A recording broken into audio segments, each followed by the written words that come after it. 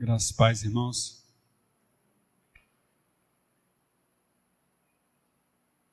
Vamos lá.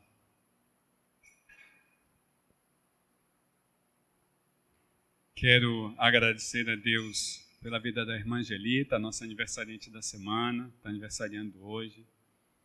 Que o Senhor continue abençoando sua vida, da sua família, e que seja Ele sempre o pilar forte do seu coração.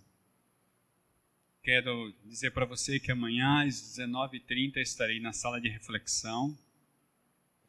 O processo você já sabe, eu entro na sala, remotamente, pego o endereço, coloco nos grupos da igreja.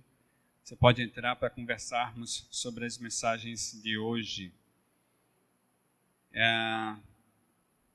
Eu estava ali no canto, não ouvi, mas aí se Paulo avisou, reforçar. Nossa reunião da juventude sábado, 19 horas, remotamente. Se quiser entrar, pode pedir endereço, a gente dá endereço. E no domingo, às 10h20 da manhã, a gente tem a classe de casais. Da mesma forma, se você quiser participar, você pode nos pedir, aí com certeza estarei com o endereço para lhe dar, para você caminhar conosco. Então, quero agradecer também a Deus por 59 anos, privilégio que temos, de estarmos quase os 59 anos nesse bairro. Nesse sentido, agradecer a Deus pelos nossos membros fundadores, os nossos 42 membros, agradecer a Deus pela liderança que vem desde a fundação de Betânia, pelos pastores que Deus colocou nesse lugar. Quero agradecer a Deus pelos diáconos que estiveram até aqui, agradecer a Deus pela nossa geração atual, por gente forte, que briga aí contra a pandemia e saindo vitoriosa. Enfim, a gente não terá comemoração oficial nesse ano por causa da pandemia. Estamos aí na incerteza de um novo decreto, se vai ter, se não vai, mas se não estiver, nós estaremos aqui semana que vem. Nós tiramos o mês de fevereiro para comemorar os 59 anos de Betânia e estamos sempre todos juntos. Estamos falando sobre graça, sobre amor. Estou trabalhando hoje em cima do texto de 1 Coríntios capítulo 12, no verso 31. 1 Coríntios 12, 31. Texto bíblico diz assim: então busquem com dedicação os melhores dons. Passo agora a mostrar-lhes um caminho ainda mais excelente. Essa é a fala do apóstolo Paulo. Esse versículo está no finalzinho do capítulo 11, aliás, do capítulo 12, de 1 Coríntios, partindo já para o capítulo 13. Eu tenho sempre dito, esse texto, é bom a gente ler os capítulos 12, 13 e 14, como de carreirinha, literalmente. Tá? Toda vez que você lê esse texto, você pega o texto 12, 13 e 14. Capítulo 12. Eu geralmente peço que leia capítulo 11, o apóstolo Paulo fala sobre a ceia, mas esse texto, nos 3 capítulos, eles trabalham praticamente um assunto só. No capítulo 12, o apóstolo Paulo vai falar sobre os dons. No capítulo 13, ele fala sobre amor. E no capítulo 14, ele fala sobre a ordem. Como vocês devem fazer quando vocês se reunirem publicamente para adorar ao Senhor. Então, a gente está seguindo um processo. Semana passada eu falei sobre habitar em Cristo ou nas tradições humanas. Na carta aos Colossenses, capítulo 2, nos versos 8 e 9, quando falei sobre a gaiola de Skinner, e aí eu falei sobre entre a gaiola e a liberdade. Como Deus age ou como Deus se comporta diante dos mandamentos e tradições humanas. Livres da gaiola, vivamos a liberdade. E viver livre é viver consciente. E aí eu quero falar hoje, aliás, já estou falando desde manhã sobre um caminho ainda mais excelente, né? Pela manhã eu trouxe a cultura do partidário gerando divisão no indivisível. Eu entendo que o corpo de Cristo é indivisível, mas mesmo assim a gente, através dos partidos, geramos divisão. E trouxe que a cultura da disputa gera desorganização no organismo. Para mim, igreja não é organização, é organismo, tá? Nesse sentido, a gente tem a cidade de Corinto, uma cidade bem parecida com as cidades de hoje em dia, tá? A cidade antiga havia sido destruída em 146 AC, ou antes de Cristo, pelos romanos. Era uma cidade grega administrada pelos romanos, ou seja, era uma colônia romana, era a capital da província romana da Acaia, próspera, materialista, e o comércio fluía através dela. Vejam, Corinto era uma cidade intelectualmente viva, materialmente próspera e moralmente corrupta. E lógico, infelizmente isso influencia a igreja. Tá? Uma população bastante numerosa e mista. Gregos, latinos, quando eu falo de latinos eu falo de romanos, judeus, sírios, egípcios e asiáticos. Ou seja, uma cultura diversificada em Corinto. Isso tudo fez com que a igreja se misturasse e trouxesse algumas marcas do secular. Tá? E aí a confusão, o apóstolo Paulo, já no capítulo 12, começa a falar sobre dons, né? Ele diz, eu não quero que vocês fiquem alheios acerca dos dons. E aí ele vai falar que na igreja de Corinto havia disputa por causa de dons, inveja, né? Segregação, orgulho. Tá? Quando a gente olha para o capítulo 12 de 1 Coríntios, a gente percebe uma igreja dividida também no serviço. Se você quiser saber mais, corre lá para o meu canal do YouTube, a mensagem da manhã está lá. É interessante que você veja todas duas, porque é uma continuidade muito importante aqui, já que a partir da semana que vem nós já vamos iniciar um tema novo, um texto novo, dando continuidade nesse assunto. Então, entretanto, busquem com dedicação os melhores dons. O apóstolo Paulo traz um novo caminho. Passa agora a mostrar-lhes um caminho ainda mais excelente. A aplicação dos dons deve vir carregada de amor, irmãos. Se a gente não pratica dons com amor, a gente tem problemas. E aí, o que eu vejo logo aqui? Serviço sem amor de nada vale.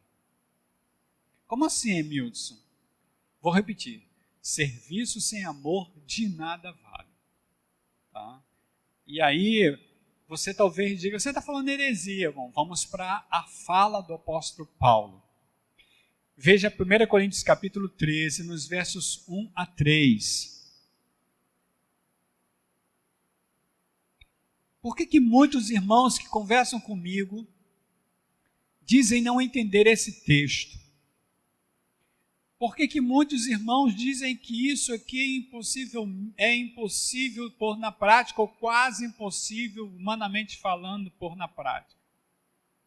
Na realidade, o apóstolo Paulo está dando continuidade ao capítulo 12. Tá?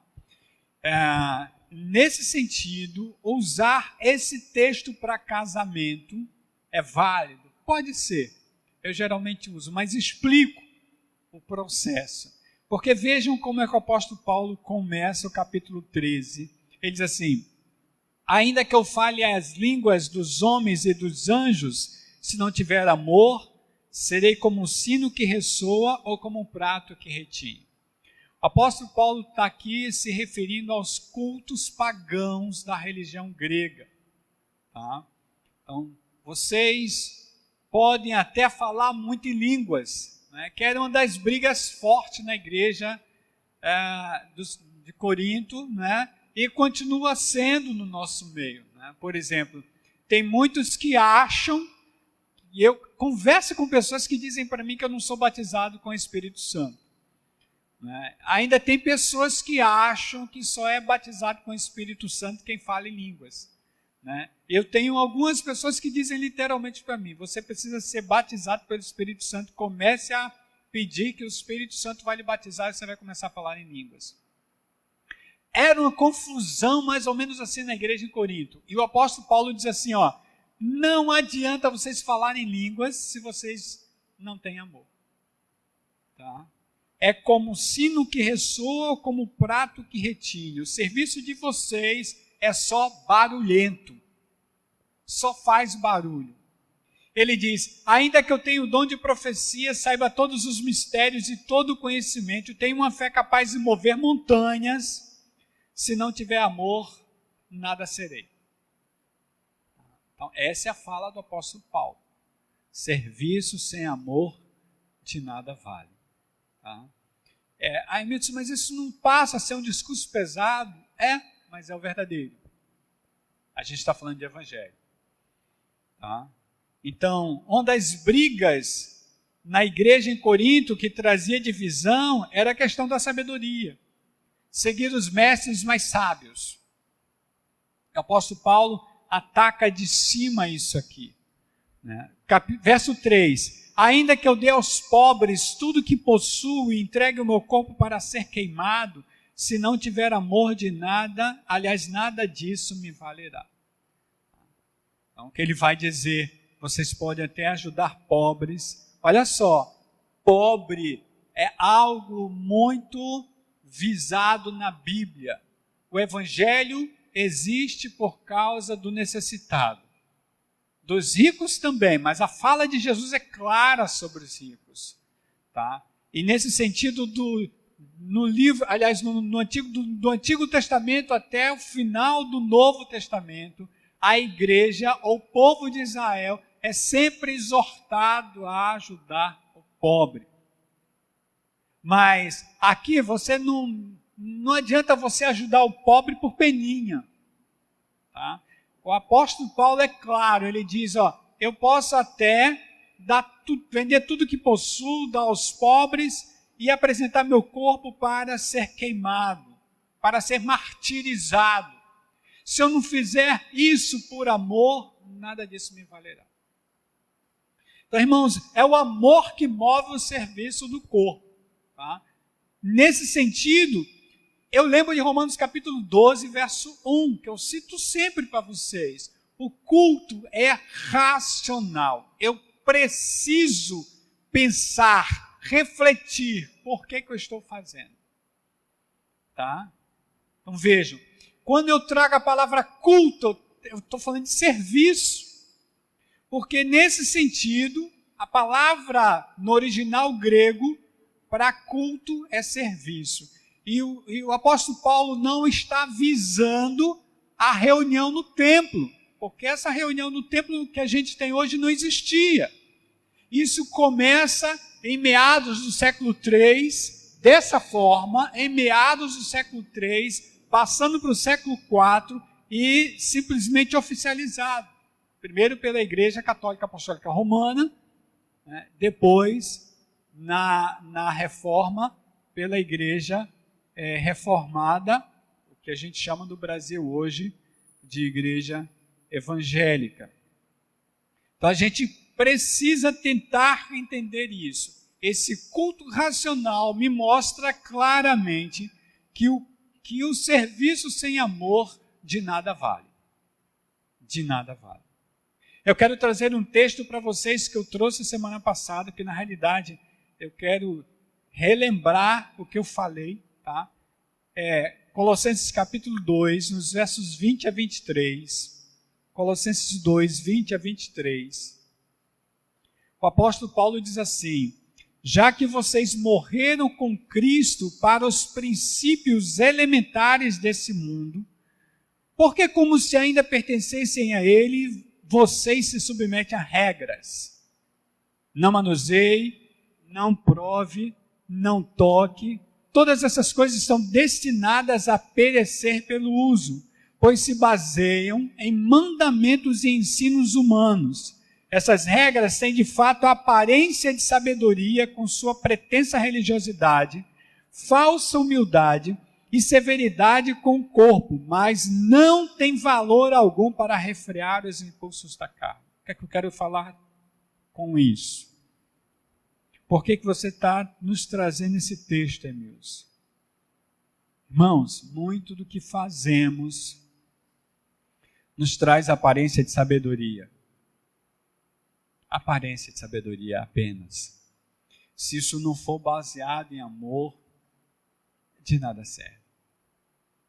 Mas Emilson, não é melhor eu estar, mesmo sem saber sem querer fazer, mesmo assim, obrigado, porque não tem outra pessoa, eu só tenho a mim, e sem eu estar no momento, não vai ter trabalho.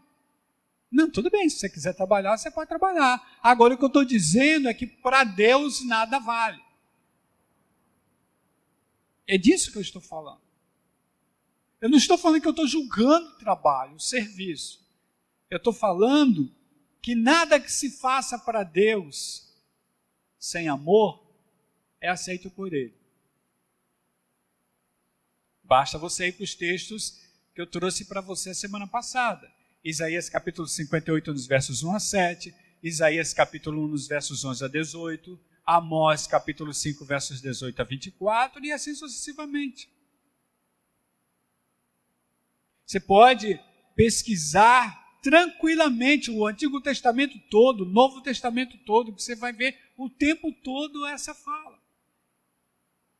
Essa pretensa religiosidade não te leva ao céu. Nem se preocupe. Se fazem coisas por penitência, por culpa, por peninha ou coisa assim, tranquilo, pode fazer, mas não é para Deus que está se fazendo. Precisamos refletir sobre isso.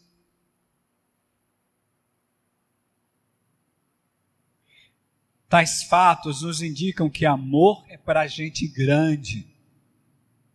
História é essa, Milson? Está aqui. Amor é coisa de gente amadurecida. A Bíblia trata como perfeito. Amor é para gente adulta, é para quem é espiritual. Porque amor é exatamente a marca do espiritual, do espírito. Só consegue amar quem entende o que é espiritual. Eu não estou falando de religião, não estou falando de ser crente ou não ser crente, não estou falando que só quem é crente entende o que é amor. Eu conheço um bocado de crente que estão na igreja a semana toda, toda semana, participando de encontros, de congressos, disso, daquilo, e não conseguem amar. Porque não entendem claramente que amar ou amor é espiritual. Porque Deus é amor.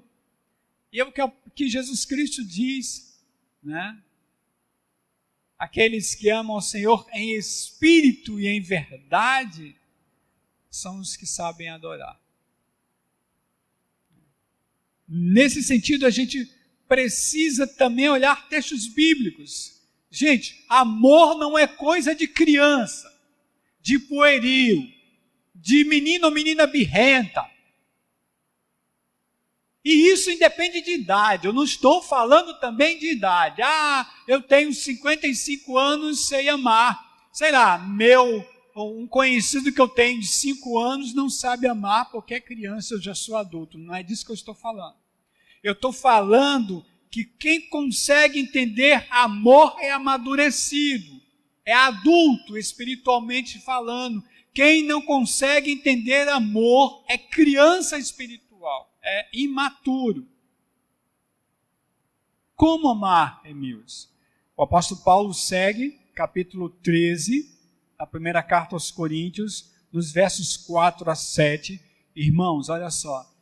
tratando o casamento, eu ouço muitos dizendo que isso aqui é quase impossível. O amor é paciente, o amor é bondoso, não inveja, não se vangloria, não se orgulha, não maltrata, não procura seus próprios interesses, não se ira facilmente. Amor não guarda rancor. O amor não se alegra com a injustiça, mas se alegra com a verdade. O amor tudo sofre, tudo crê, tudo espera, tudo suporta. Irmãos, na prática do amor não há individualismo. Não existe individualismo na prática do amor. Quer testar seu amor? Quando você começar a pensar em sobrepor a sua pessoa sobre o outro, não é amor. Não é amor, nunca foi. Né? Essa história de que, eu amo, mas eu me valorizo. Primeiro a gente tem que entender o que é amor. Né? Porque aí fora, tudo é amor. Né? Aí fora tudo é amor.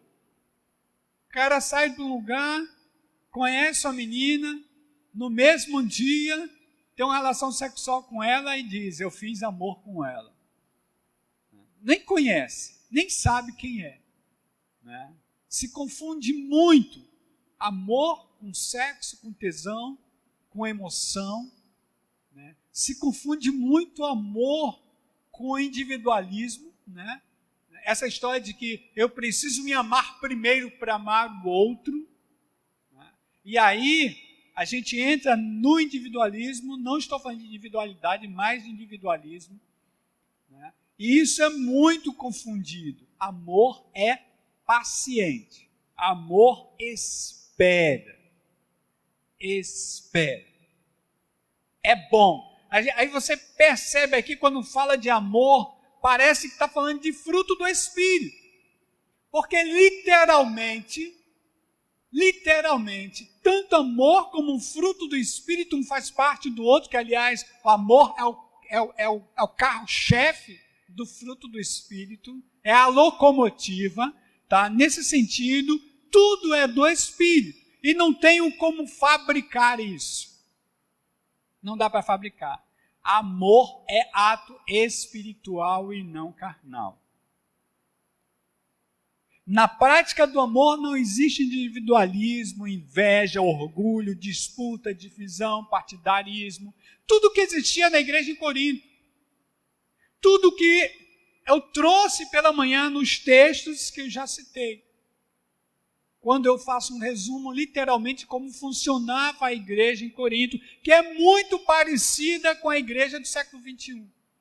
Né? Você é de quem? Eu sou do pastor tal. Não existe, tem igrejas que as pessoas não conhecem a igreja, conhecem o nome do pastor, a igreja do pastor fulano de tal. De tão forte que é a marca dele diante do povo que ele deveria estar, né, exemplificando para o povo seguir ele. E ele simplesmente manipula o processo. Basta ir para o apóstolo Pedro para dizer qual é a função para ver qual é a função dos pastores. Né? E aí, nos nossos dias hoje, a gente até brinca, a gente defende, né? Por exemplo, eu sou presbiteriano, eu sou batista, eu sou pentecostal, eu sou neopentecostal, eu sou congregacional. Né? E assim, as pessoas defendem suas bandeiras, suas denominações, seus partidos. Isso não é amor, segundo a própria palavra.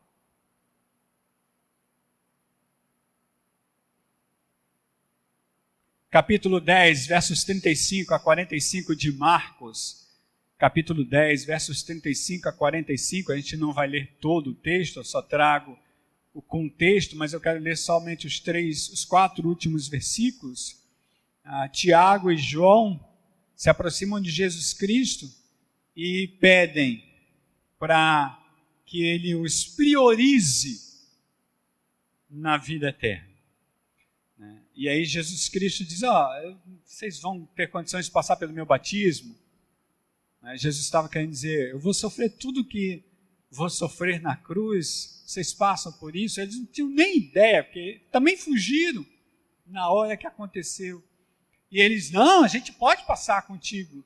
E aí Jesus Cristo, tudo bem, mas não compete a mim dizer quem estará à minha direita, à minha esquerda. Mas os versos 42 a 45, Jesus diz assim, Jesus os chama e diz assim, vocês sabem que aqueles que são considerados governantes das nações as dominam, e as pessoas importantes exercem poder sobre elas. Não será assim entre vocês. Pelo contrário, quem quiser tornar-se importante entre vocês deverá ser servo. E quem quiser ser o primeiro deverá ser escravo de todos. Pois nem mesmo o Filho do Homem veio para ser servido, mas para servir e dar a sua vida em resgate por muitos. Sabe o que Jesus Cristo queria dizer aqui? É que não existe, século 21, não existe denominação priorizada nesse sentido. Não são os históricos, não são os mais novos. Todos somos a mesma coisa, temos o mesmo peso, o mesmo valor. Todos nós valemos da mesma forma. Todos nós fazemos parte de um mesmo corpo. Não deve haver inveja, orgulho, segregação. E por que há? Porque na realidade a gente caminha como a igreja em Corinto, a gente não entende muito isso, né? As estrelas, elas pesam mais alto. Elas pesam mais alto. Quem canta melhor, quem faz melhor, quem trabalha melhor, né? Os profetas valorizados pelo que falam, pessoas que procuram eles para poderem ouvir, né, o que eles querem ouvir, né, e são priorizados. Gente que simplesmente idolatra a gente, estrelas projetadas, pastores, missionários profissionais da fé, gente que é mais animador do que pastor, do que missionário. Gente que não entende muito bem o que está escrito, mas interpretando o que está, contando o que mexa com as emoções das pessoas, tranquilo, vai embora, porque faz sucesso. Mas percebam, somente o amor pode fazer com que você se comporte como um servo, como um serva. Aí eu estou falando de escravo. Dizer, estou aqui. Vim para te servir. Isso é o amor. Tá? Nesse sentido, quando eu ouço algum crente dizendo, isso aqui é quase impossível se fazer, eu fico pensando, onde está o Espírito Santo que você diz que mora em você? Ele serve para quê? Para você ser projetado? Falar em línguas, se emocionar, sapatear? Profetizar, é para isso que serve? E a gente percebe que tem mais criança do que adulto nessa história, né? Foi poder puro o culto hoje. Por quê? Porque se sapateou muito, porque teve muita língua, porque muita gente agiu no emocional, porque muita profecia. Isso é poder. Mas quando a gente olha para a igreja em Corinto, uma igreja onde não faltava um dom sequer, tinham todos os dons, sobrava serviço. Uma igreja altamente menina, criança. O apóstolo Paulo diz, eu falo para vocês como a carnais, vocês não podem ouvir coisas do Espírito, porque vocês ainda não são espirituais. Aí a gente vê capítulo 1, a gente vê capítulo 3, a gente vê capítulo 12, uma igreja totalmente dividida, irmãos colocando irmãos na justiça, gente brigando por partido, gente brigando por quem foi que me batizou é o mais importante, gente brigando por eu sei mais que você. Gente se degladiando dentro da igreja. E eu não estou falando de instituição, porque não tínhamos instituições naquela época, eu estou falando de igreja local. Então, meio complicado isso para mim. Amor é coisa de gente amadurecida, de gente grande, de gente adulta. Eu quero encerrar. 1 Coríntios capítulo 13, perceba os versos 8 a 13.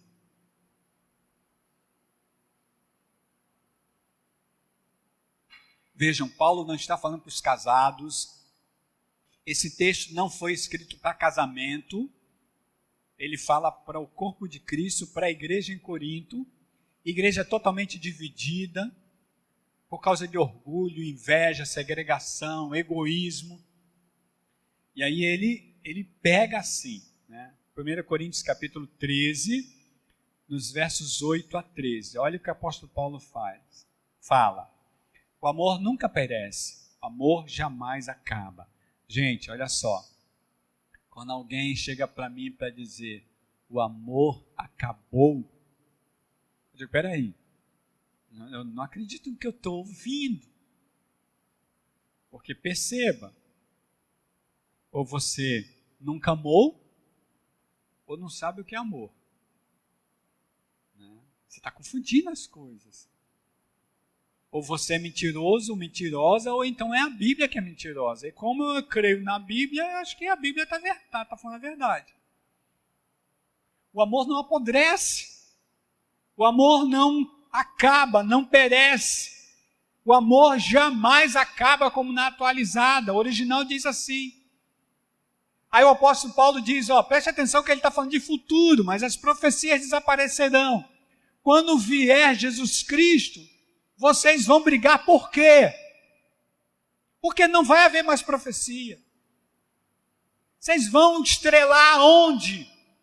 Não vai ter onde estrelar. Porque não tem mais profecia, acabaram-se as profecias. O amor nunca acaba, mas as profecias desaparecerão. As línguas cessarão, acabou. Quem se mantém dizendo que é o maior, falando em línguas, mais poderoso, né, que Deus tem usado, que Deus tem projetado, que Deus tem feito isso, feito aquilo. Acabou a língua. Na vinda de Jesus Cristo, acabou a língua. Você vai viver de quê? As línguas, as profecias desaparecerão, as línguas cessarão, o conhecimento passará. Vocês vão brigar por quê? De que vai viver teologia quando Jesus Cristo voltar? Como é que os grandes debatedores, os grandes teólogos se sustentarão? Quem os ouvirá? O conhecimento passará. Ele diz assim, pois em parte conhecemos, em parte profetizamos. Quando, porém, vier o que é perfeito, o que é imperfeito desaparecerá.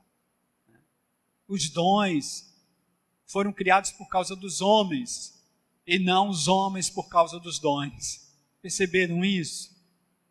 Vocês entendem que dom não é tudo? Apesar de grande parte dos nossos evangélicos acharem que os dons são tudo. Se faz curso disso, curso daquilo, congresso disso, congresso daquilo. Ministérios são baseados em cima dos dons.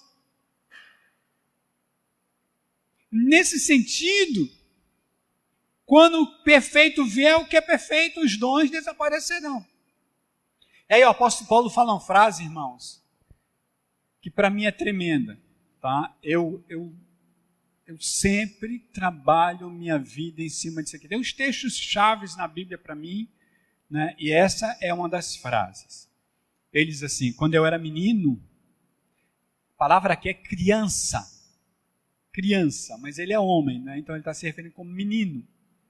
Quando eu era criança, falava como criança, pensava como criança e raciocinava como criança. Como eu conheço tanta gente de 50, 60 anos, pensando como criança, se comportando como criança, falando como criança, como eu conheço irmãos birrentos, né? Tipo, não vai ser da forma que eu quero, não vai ter também. Criança, tem que ser da forma que quer. Os outros têm que pensar igual a ele, porque se não pensarem, ele abandona, ele larga, deixa de lado, ele segrega, Eu conheci pessoas que dão gelo, né? Não é da forma que eu quero, dou gelo. Como criança que só falta dar o dedinho, corta aqui. Não falo mais com você, você não existe mais para mim. Eu já ouvi isso. Você não existe mais para mim, porque eu não sou como você quer que eu seja. Ele diz, eu era menino, criança, falava com menino, pensava com menino, raciocinava com menino, mas eu me tornei homem, adulto, deixei para trás as coisas de menino, de criança. Eu preciso amadurecer. Qual é a marca do amadurecimento? Amor. É você ser maltratado e entender que precisa amar. É você ser escanteado, segregado e entender que você é servo e precisa amar. É você entender que você está para servir, não para ser servido. É você parar com essa história de eu me amo, eu me valorizo. E eu sei que talvez quem me ouça daqui para frente diga, você acha que eu tenho que ser abusado e ficar por isso mesmo? Eu, hein? Não estou falando de abuso, não estou falando de maltrato, no sentido de tratar psicologicamente falando. Eu estou falando que nós viemos para servir. Se alguém me abusa, se alguém me maltrata, eu sou o primeiro a chegar e dizer, você está fazendo isso comigo, eu tenho consciência do que você está fazendo. Eu tenho consciência, portanto você não está me atingindo. Isso é maturidade. Aí o apóstolo Paulo fala no verso 13. Aliás, no verso 12. Agora, pois, vemos apenas um reflexo obscuro como em espelho. O espelho que a gente tem aqui não é o espelho que a gente vê hoje, que vê nitidamente, claramente. O espelho era um pedaço de latão polido, era um pedaço de latão polido. Esse era o espelho, né? E com o espelho se via obscuramente, se via mancha, uma imagem borrada. É disso que o apóstolo Paulo está falando. Agora, pois, vemos apenas um reflexo obscuro como um espelho. Mas então veremos face a face. Agora conheço em parte, então conhecerei plenamente da mesma forma em que sou plenamente conhecido. E aí olha só o que ele diz. Assim permanecem agora esses três. Então, a base da gente deve ser esses três. A base da gente é esses três. Fé, esperança, amor. É assim que se alimenta a igreja de Deus. Fé, esperança e amor. O apóstolo Paulo conclui o capítulo dizendo que o maior deles, porém, é o amor. Tudo vai cessar, irmãos, tudo. Tudo. Sabe qual vai ser o prumo para Deus olhar para você, para mim e dizer se nós estamos com Ele ou não? Somente o amor. Somente o amor. E não confunda amor. Amor não é amizade, né? Porque a gente acha que tem vários tipos de amor.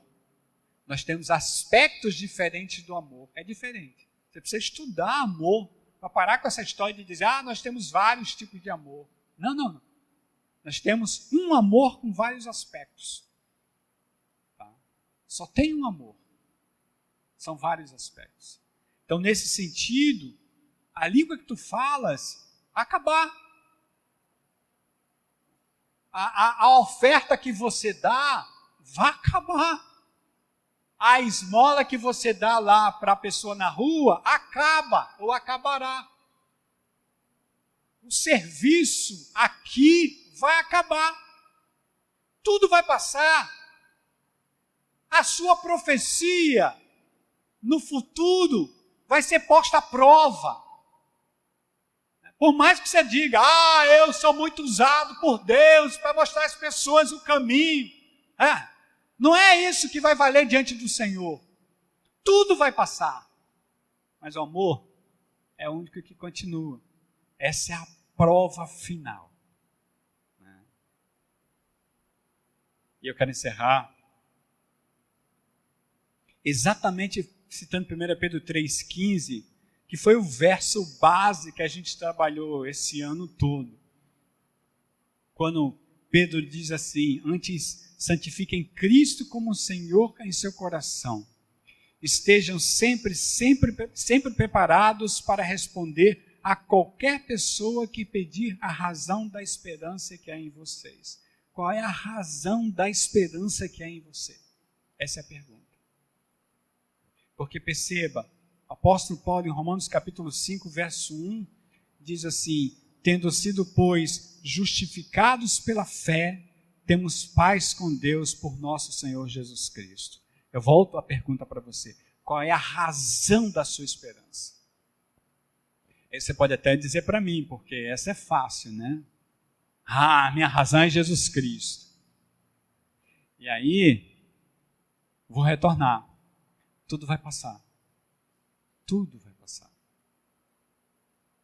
E a razão da sua esperança vai colocar você no prumo pelo amor. Mais nada. Vai sobrar só o amor.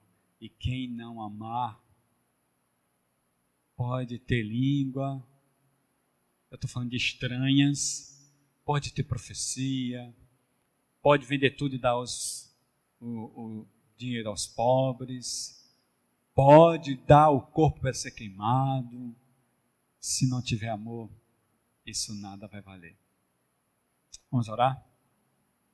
Quero te agradecer, Senhor, porque tua palavra não volta vazia, ela é viva e eficaz, ela fala claramente aos nossos corações e nossas mentes, e a minha oração agora é que nós entendamos o que tu queres para nós.